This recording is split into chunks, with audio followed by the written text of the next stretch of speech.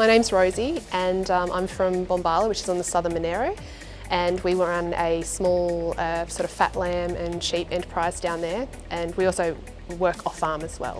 I really like the honesty and safety of the discussion. I think it was really relevant for me, and I was quite surprised to realise there's lots of people in the room going through the problems that we were going through.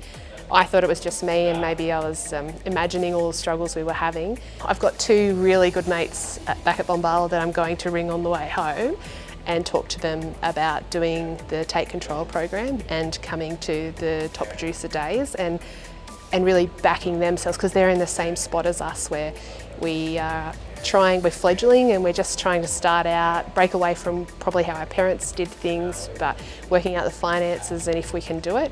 And I would definitely recommend they come and do it. And it doesn't really matter whether you're a little farm like us with big goals, or whether you're a really established big farm, which I sat beside people that were so much bigger and established than us, and we were both learning the same things and taking home really valuable lessons.